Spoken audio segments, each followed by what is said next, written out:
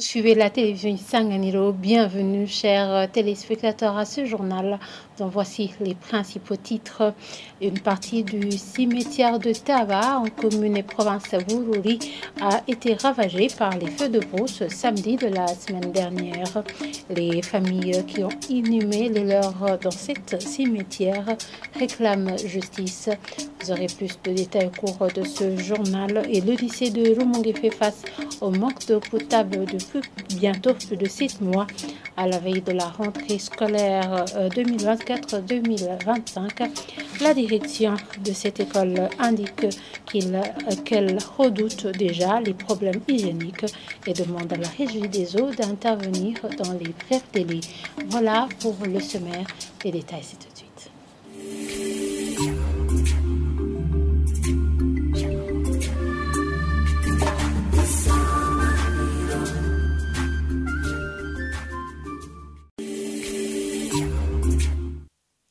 Dans ce journal par la page politique, le parti Sawanya Frodebu compte porter plainte contre les auteurs des actes qualifiés d'intimidation à l'endroit de ce parti.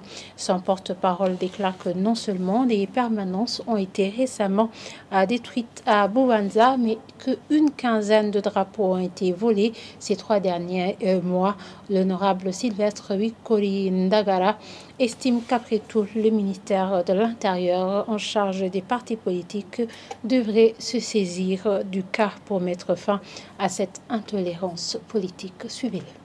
Les permanences du parti Sawanya Frodebu sont endommagées par des gens non encore connus. Dans la nuit du lundi à mardi de cette semaine, il y a eu la permanence en commune Panda sur la colline Tembe qui a été démolie complètement. En effet, le samedi dernier, alors que la permanence aurait dû être inaugurée, l'administrateur communal a empêché cette action sous prétexte que le recensement en cours n'est pas encore terminé, le recensement général de la population. Mais nous nous posons la question, est-ce que depuis que ce recensement a débuté, est-ce que les autres activités ne continuent pas? Les marchés sont toujours ouverts, les transports continuent, l'administration continue. Prendre un faux prétexte pour empêcher une activité du parti. Non pas seulement les permanences, j'ai dit que c'était à Rumongue et ici à Bubanza, mais dans les 3 ou 4 derniers mois, ça fait 15 drapeaux qui ont été volés, ainsi que 8 de leur support, 11 drapeaux à Rumongue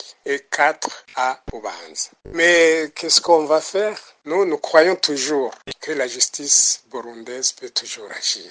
Pour les cas dont nous connaissons les auteurs, nous allons introduire un recours en justice. Mais le plus important pour nous, et nous l'avons toujours réclamé, c'est que les autorités du ministère de l'Intérieur, qui ont en charge la gestion des partis politiques, devraient donner l'ordre pour que ces activités malveillantes envers d'autres partis cessent. Et je suis sûr et certain que si ces autorités-là, à commencer par le ministre, le disent clairement haut et fort, je suis sûr que ça va cesser.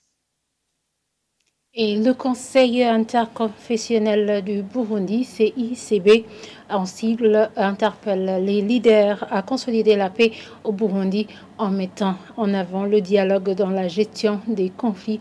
Joachim Naondereye, représentant légal du CICB, a lancé cet appel ce vendredi lors d'une conférence de presse relative à la Journée internationale de la paix célébrée le 21 septembre. Il précise toutefois que la situation actuelle de la paix au Burundi est généralement bonne. Suivez-le dans cette traduction de notre confrère Eric Ndouayo. Muri iki gihe turashima yuko mu Burundi hariho umutekano. L'état actuel de la paix dans notre pays est positif, en tenant compte du fait que la paix est un bien secondaire qui n'est pas un bien primaire, parce qu'avant la paix, il y a d'abord la justice, la cohésion et l'harmonie sociale. La paix vient comme un fruit de tout cela, et donc j'apprécie qu'aujourd'hui, il y a la sécurité dans notre pays, que les gens peuvent travailler, se mettre ensemble et poser des jalons de l'édification de la paix. Toutefois, on lance appel à tous les responsables et aux leaders de différents domaines, que ce soit religieux, l'administration politiques et les sociétés civiles de prendre le devant pour servir de modèle dans la communauté en mettant en avant le dialogue et l'entraide comme voie de résolution pacifique des conflits et de la cohabitation pacifique. Et comme ça, on pourra dire qu'il y a lien entre théorie et pratique dans le maintien de la paix au Burundi. Ariko ugaragare no mu bikorwa mu gihugu cyacu cy'u Burundi.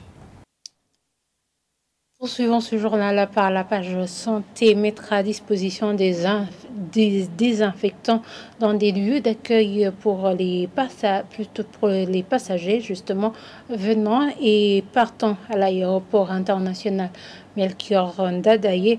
C'est l'une des mesures prises pour prévenir contre la variole du singe. Joël Noura Bagaya, directeur général de l'autorité de l'aviation civile du Burundi, l'a dit ce vendredi. C'était lors d'une conférence de presse qu'il a tenue à l'endroit des journalistes.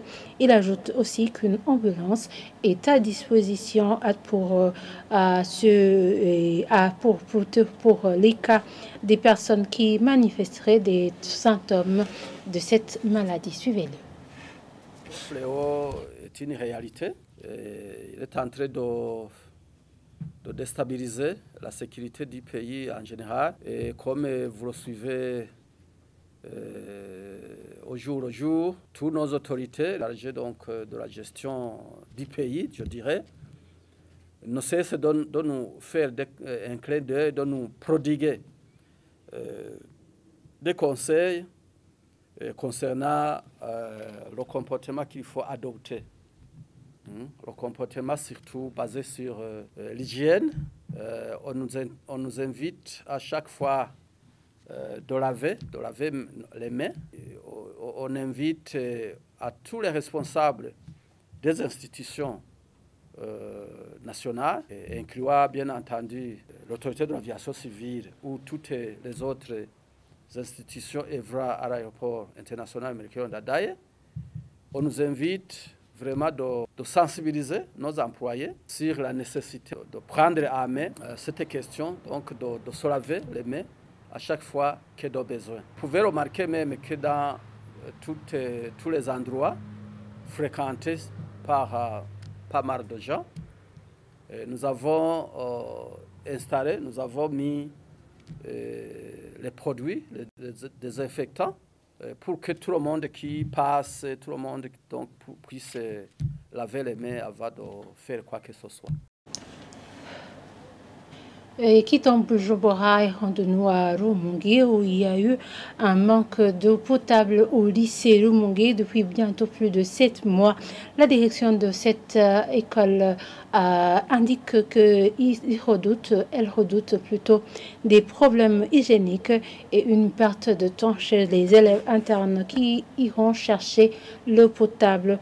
Elle demande à la régie des eaux d'intervenir avant qu'il ne soit trop tard. Le point avec Jean-Pierre Misako. Le matin de ce samedi, l'heure était au nettoyage côté internat du lycée Rumongue avec incendie de certaines impuretés. Mais le grand problème auquel fait face cette école publique, la seule à régime d'internat en province Rumongue, est le manque criant d'eau potable depuis février 2024 après la coupure par la rivière Dama du réseau hydraulique alimentant la partie de la ville de Rumongue où est implantée cette école.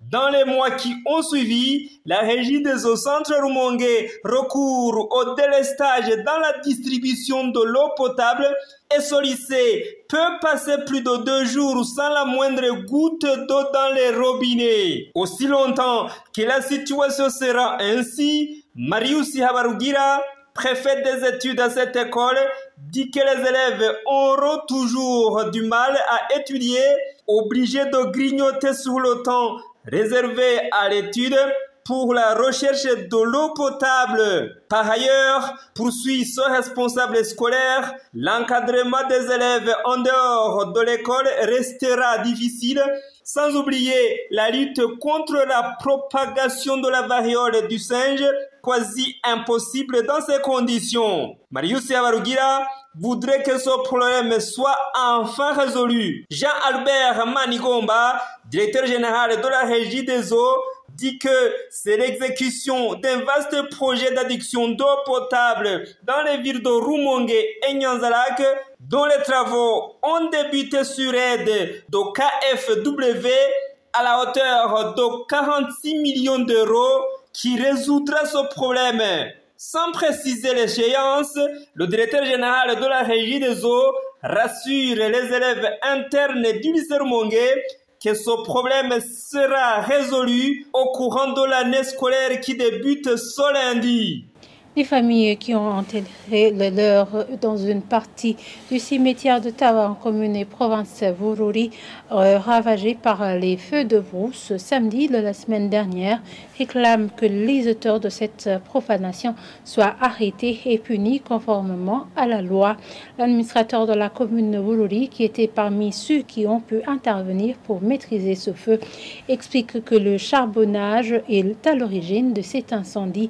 Il fait savoir qu'ils sont à la recherche du présumé auteur qui aurait directement pris le large. Le point avec Zeno Nzamimana. La partie du cimetière d'Ottawa en commune et province de Bururi dévastée par le feu de brousse est située en bas du rond-point au carrefour des routes nationales numéro 16 Bururi-Mahwa et numéro 17 Bururi-Makamba. Dans ce cimetière, les arbres, les herbes et les croix en bois sont partis en fumée. Selon les habitants d'Ottawa, ce fait s'est déclaré le matin de samedi de la semaine écoulée suite aux travaux de charbonnage. Mobilisé par l'administration locale, ce fait a été finalement maîtrisé selon les mêmes sources, mais la moitié de ce cimetière était déjà dévastée. Certaines des familles qui ont enterré les leurs dans ce cimetière demandent que le présumé auteur de cet incendie soit arrêté et puni conformément à la loi. L'administrateur de la commune de Bururi, qui a mobilisé la population pour que ce fait soit maîtrisé, confirme que ce fait était d'origine accidentelle suite aux travaux de charbonnage. Félix Nyongabo fait savoir que la police est à la recherche du présumé auteur de ce fait pour qu'il soit traduit en justice et puni conformément à la loi puisqu'il a directement pris le large juste au début de l'incendie. Selon les juristes, l'infraction qui a été commise est la profanation des cimetières, une infraction qui est punie d'une servitude pénale de 3 mois à 1 an et d'une amende de 10 000 à 100 000 francs burundais ou d'une de ces peines seulement, conformément à l'article 238 du Code pénal en vigueur au Burundi depuis le 29 décembre 2017. Et voilà, c'est ici que nous clôturons ce journal. Merci de nous avoir suivis et très bonne suite de programme sur la télévision Isanganiro.